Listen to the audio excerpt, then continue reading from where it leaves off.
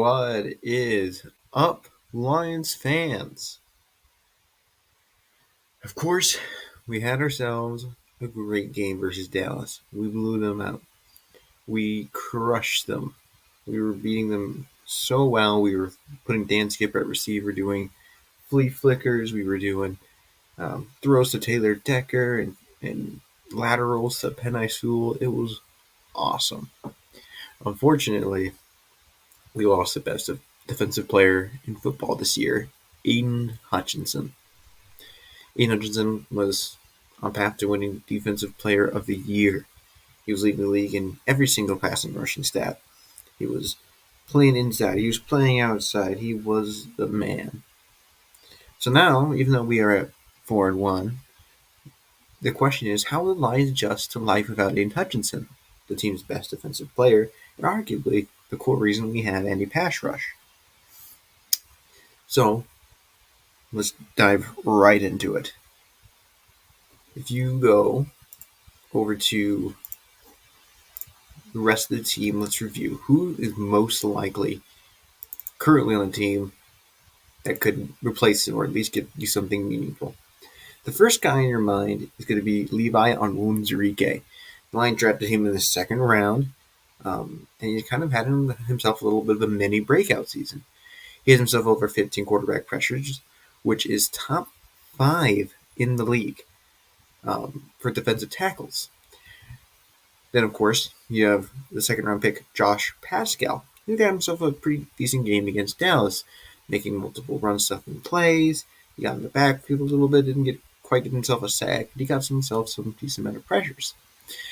Next is Lee McNeil, who we drafted in the third round and had himself a nice little breakout year last year. Against Dallas, he had himself 7 quarterback pressures and 2 sacks. So the question is, will any of those guys break out? Will any of those guys be able to make it so Aidan Hutchinson's a little bit less missed when it's gone? And I think the real answer is maybe, but none of them have really proven themselves to do that. Aidan Hutchinson has been the only consistent pass rusher this year. Any Levi sacks have been half sacks. Josh Pascal has just not been playing up to par with his second-round draft billing. Marcus Davenport is injured. I think McNeil's been mostly a ghost, besides for really the game versus Dallas. And so you really have to wonder if Brad will really end up trusting those guys, even if he likes them. Of course, he's maybe going to give them a shot. Maybe he'll give them all a game versus the Vikings.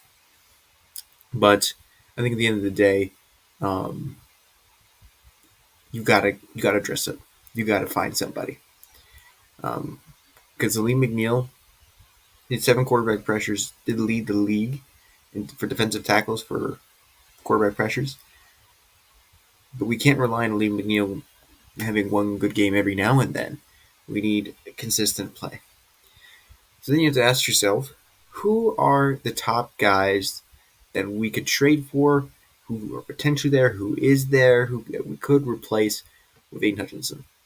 So I think obviously the A tier, like absolute best guys to trade for is Max Crosby. That's probably the number one guy everyone's talking about.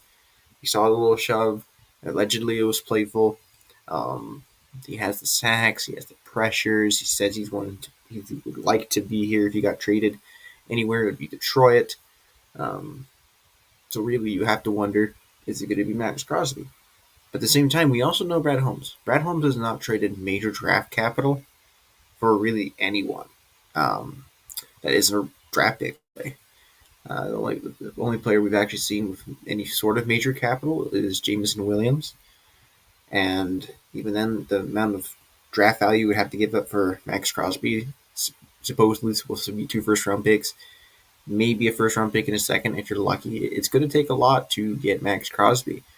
So you have to wonder, will Brad actually go for that? So who are the options past Max Crosby? Well, there are 2 really popular answers. The first one is 100% going to be Trey Hendrickson. See, now Trey Hendrickson, he has quite interesting argument for himself.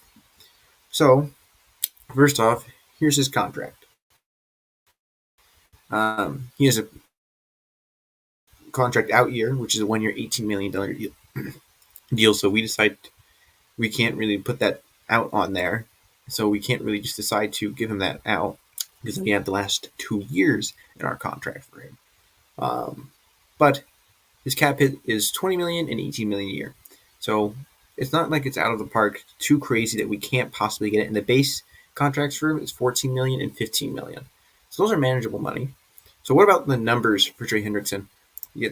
Is he really going to help us replace a guy like Aidan Hutchinson? I don't know if anybody can truly replace him, but here are the numbers that Hendrickson has really had, and I truly think they're maybe not going to be top five uh, numbers that we would like to see, but look at this. He had 17.5 sacks in 2023. That's pretty dang impressive. He's already has 5 sacks in 6 games this year. He had 8 sacks in 2022. In 2021, he had 14 sacks. In 2020, he had 13.5. Um, that's pretty good. He's pretty good against the run. Maybe not Hutchinson level, but he's pretty good against the run. Um, that's a player you'd like. This is a guy who can get you double digits, and not just double digits. He can get you in those mid to late teens, and you've got another contract year in him. And here's the other best part with it. As you guys can see right here, he has two things that gives him a little bit of advantage for the Lions to grab him. There's a guy from Cincinnati that we signed this past offseason. His name is DJ Reader, and that means he already has comfortability with our nose tackle. And then he got himself. So he already has a guy he's comfortable with, a guy he knows how to work with, a guy who can advocate for him as a player. And then, as you guys see right here, he also played New Orleans with Aaron Glenn and Dan Campbell. So they're familiar with him. He knows them. In fact, they probably liked him too. And so that's right there. He's familiar with the coaches. He's familiar with the player. And he could step in right in and probably give you a good pass rush that's going to be meaningful for you. But what about if we didn't get Hendrickson? Maybe the Bengals think, okay, we're not going to be sellers. We just had a good game. What can we do to, maybe not go in shambles like one probably just said on his comment here? Well, there's another option right in there that I'm quite a fan of, and that is Harold Landry. You see, Harold Landry signed himself a contract in 2022. Currently, he's playing on his 2024 deal. Now, that does give us an ability, if we sorely need to, we have a potential out on 2025. And then the cap hits are about $24 million a year, and his base salary is $17 million, $17 million, $17 million. So obviously, he's a little expensive, but he's not out of the park. This is not Mac Crosby money. This is not Trey Hendrickson money. This is not Myles Garrett money. This is a guy who gets you results. And this is a guy who he has sacks. This isn't some pushover that we're getting from Tennessee that wouldn't be able to do anything. I mean, Landry has had himself double-digit sack seasons. Now, before I show you his stats, the only reason that we may not trade for Harold Landry, he's not the big defensive end that Aidan Hutchinson was, nor that the Lions seem to like. All the players that the Lions have drafted that have been on their defensive line, they're generally big guys. Aidan Hutchinson, long arms, can play inside. Josh Pascal, big, strong, bulky guy, and can play inside. Levi Onwuzurike, defensive tackle, can play outside, big defensive guy. And Harold Landry is more of a speed rusher, which there's only really one speed rusher the Lions have drafted, and that's James Houston, and that has unfortunately not worked out for us. So that's one thing to consider past a statistical level. So Harold Landry on the year, in 5 games, he has 4 sacks. Last year, he had 10.5 sacks. And the season before that, he had 12 sacks. In 2019, he also had 9. So he's a pretty consistent sack player. He doesn't quite get you the numbers of Trey Hendrickson, but also one thing to note, the Tennessee Titans are nowhere near as good of an organization as the Saints were at the time of Hendrickson's rise, and the Bengals in those really good years that Hendrickson had. So don't put too much on that, but Hendrickson is probably the better player overall, especially as a proven kind of a guy. But Landry is a good player on a statistical level. He's good against the run. He's had 2 years of 70 tackles. He would definitely get you pressure, and he would be cheaper than Hendrickson. He'd be cheaper than Crosby. So that's one thing to note. Of course, could also see Brad Holmes trade, but maybe not for a Landry or a Crosby or a Khalil Mack. We could see kind of like a C tier player. So there's one guy I think that pops up to mind for me on a guy who can provide a good impact, but maybe he's not going to cost a fortune for you. That guy's going to be Zach Allen. Zach Allen is probably the main reason Denver has anything good going for them on the defensive side of the ball. Um, Let me show you his stats real quick.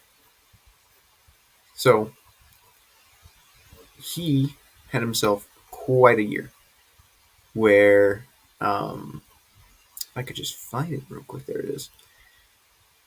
So far this year, he's on pace for 10 sacks, 17 tackles for loss, and 41 QB hits. And he can play inside and outside. Now, another thing to note as well, Allen was given a contract in 2023, and his contract ends in 2025, so we would only have him for one more year. So we will not have to give up a king's ransom to get Zach Allen, and he's a good productive player, and we won't have to pay an insane amount of money for him. But he is a type of player that, since he's young, could potentially give him an extension. Zach also fits more the big defensive end that we like. He's 6'5", 285 according to ESPN. He's probably built up a little bit more weight since he's been drafted. So Zach is, in my opinion, he's the scheme fit. He's the versatility fit. He's got a lot going for him. Then there's one last player that I think could make an interesting amount of sense that's in that C tier range, and that's a Darius Smith. Now, Smith would be probably even cheaper to grab than Zach Allen because he's 32 years old. And the Browns are also going to kind of possibly be in seller mode there since they've only won one game. This season, Zadarius Smith in 6 games has 3 sacks and 16 tackles. Last season, he had 5.5 sacks and 27 tackles in 16 games, so not quite the production that you get out of Aidan Hutchinson, but he also was one of the best guys at getting pressure on the quarterback. In 2022, he had 10 sacks and 44 tackles. So it's not too far away from a big breakout game, and he is playing right now in a very tough organization. And then the last guy, we'll have to see if this guy will be there, but he is more of a B tier kind of a player, and that's Will McDonald. He's playing for the Jets right now. They're 2-3. We'll have to see if they have a little bit of a recovery under their new interim head coach after Saleh's been fired. But Will McDonald currently has 6 sacks in 5 games. That means he has more sacks in games he's played. He may not be that big defensive end because he's 6'4", 236 pounds, so he would be more of that speed kind of a guy. But he definitely makes sense if you want to go get that pass rush. Go get the guy who's on fire right now. That's Will McDonald. But I really do worry that he wouldn't necessarily be a scheme fit like, say, a Khalil Mack, who's a big guy, or Joey Bosa, who's kind of also similar to Aidan Hutchinson, a guy who was compared to him exactly, actually, I think, on the draft. So that's a big part. And so then there's also one guy I've been seeing popped up right there. One probably mentioned Josh Uche, or however you say his last name. So let's see what happened to Josh Uche since he's been drafted. He's a guy who's gotten a decent amount of pressures. He was drafted in the second round. Let's look at his numbers real quick. Of course, there's more than just numbers. We don't know the exact context to him. He's only really had one good season. That was in 2022. His rookie year, he had 1 sack. His sophomore season, he had 3 sacks. 2023, he had 3 sacks. And this year, he has 2 sacks in 6 games. So none of his numbers are exactly terrible, especially this year. 2 sacks in 6 games is not bad. And he's pretty good at getting pressures from what I remember. But this is not a guy who's going to blow you out of the water and completely replace Aidan Hutchinson. If it's me, really, I'd be kind of disappointed we traded for him because I feel like there are better options out there, and I don't really think he's that much better than anybody else we truly have on the D line. I think Josh Pascal has more potential than him right now in their scheme. I think I'd rather just roll the dice of Isaac Okwu, who had himself a great preseason where he had a sack in every single game. I'd rather go grab Khalil Mack or Bosa or someone else I just don't think he really makes it on there. So I've seen a decent amount of people bring him up. But then there's one last thing I want to address. What are we going to do? So regardless if we go for a pass rusher or not, if we're just going to rely on our guys, how are we going to do without Aidan Hutchinson? Let's look at our schedule on who we are going to face. Um, I don't think there's any chance that we're not going to the playoffs. Our season is not over on that kind of a level. Um, but the question is, can you reach the playoffs? And can you have yourselves a good position to go into the playoffs? Or are you going to kind of barely make it in? So, after crushing Dallas, we are facing the Minnesota Vikings. The Minnesota Vikings are a hot team right now. They remain the only team to be undefeated. Sam Darnold was playing at an MVP level, besides for the last week that he played. The defense is also playing at a good level under defensive coordinator Brian Flores. But let's look. Who has Minnesota faced? Have any of them kind of matched up to our kind of schedule or our kind of talent? Have they faced anybody like us? New York, not a good team. San Francisco, arguably a good team. They're probably getting into the playoffs. I don't think they're as good as us. They just not looked like it this year. Houston Texans, that's a good team, and they crushed them. This was back even when they had Nico Collins. This was CJ Stroud fully healthy. Granted, there was no Joe Mixon, but I don't think it would have made enough of a difference. And they barely squeezed by against Green Bay, who I'm not entirely impressed with. And they had a really close game against the Jets, who just fired their head coach. So they've had themselves a little bit of a mixed record with wins. But I do think they're definitely going to be a competitive team that we're going to face. So what on the team do they have that we can face? I think Sam Darnold, you can beat him. You can get him to feel like he's seeing ghosts again, like he was in New York. I think the Jets just showed that. Um, Justin Jefferson, he's going to be tough, but I think we can potentially find a way to stop him. I think I'd be a little bit concerned about stopping Jordan Addison because I think our safeties are obviously good enough that I think we can just double team Jefferson and hopefully stop him from going too crazy. But you can't double team both guys. And so you have to worry if you can stop Jordan Addison. This guy is one of the best young receivers in football. Last year he had 911 yards and 10 touchdowns. So you obviously want to stop him. But he also, as you saw right there, he only has 143 yards and a touchdown on his 3 games. So he hasn't had too crazy of a year. He's stoppable. So I think we can defeat the Vikings. Their O-line is pretty good. Sam Darnold is getting protected by Garrett Bradbury. I like him as a center, and he's mostly protected by Christian Darisaw. Now, granted, he does have 14 sacks on the year. He got sacked 4 times versus the Jets, 4 times versus the Texans, and 3 times versus the San Francisco 49ers. But they gave him pretty good protection versus Green Bay and versus New York. So I think we can just get pressure on Sam Darnold. If we can contain the run, if we can contain Jordan Addison and limit Justin Jefferson, I think that's a game that we can obviously win. And our offense versus their defense, I like it. I think we can beat up Jerry Tillery. I think Frank Ragnar will handle Harrison Phillip just fine. I'm not too worried about Bullard. Jonathan Grenard will be a little tough to beat. Ivan Pace will be tough to beat. Andrew Van Ginkel is pretty good. And you got Gilmore at corner, who's playing pretty good. Harrison Smith is there. Cameron Byram. So they got good players on the defensive side. But I think our run game is truly what's going to get us the win. I think our pass will be good enough. We got Jameson Williams. We got St. Brown. We got Laporta. Tim Patrick's really been coming together. I'm not worried about us being able to face a chance against the Minnesota Vikings. So let's compare to our next game. I think we're going to crush Tennessee. I'm not worried about beating Tennessee. I think we can beat Green Bay. Green Bay is a rival, but this is not the Aaron Rodgers Green Bay of yesterday. I think we can beat them. Houston, I'm a little worried about beating Houston without Aidan Hutchinson. CJ Stroud is an incredible quarterback. I think this is a good game that I could definitely see go either way. We're going to crush Jacksonville. We're going to crush the Colts. Chicago definitely has himself a little bit of a revival, but I think we're going to be able to feed a rookie quarterback when it comes down to it. I think Buffalo will be tough. This is another game I could see us lose without Aidan Hutchinson. I definitely think we can have the offense to defeat them because the Buffalo Bills defense has not been playing at a high level. Kind of the same reason I think we'll beat the Bears.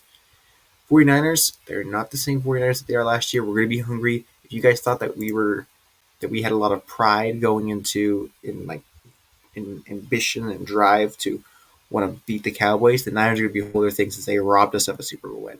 I am very confident we can beat the 49ers with that kind of an attitude. Can we get to the Super Bowl without Hutchinson? I think we can. Um, Teams have been competitive to get to the Super Bowl before without high pass rushing level. The Bills were once there when they didn't really have a single high level pass rusher. The 2001 Patriots didn't have themselves a high end pass rusher. Their best pass rusher was arguably Mike Rabel. Of course, it'll be hard. It's going to be a challenge. I think that's why we should trade for a big pass rusher. But I think this season is not over. We got this. And it's just a matter of, can we trust the players? Dan Campbell always talks about the next man up. And I think that next man up is going to be not just that defense, but the offense. And we got ourselves good coaches. I'm confident that we can do it. With that, I'm going to end this live. One pride, and congrats, guys. We got this.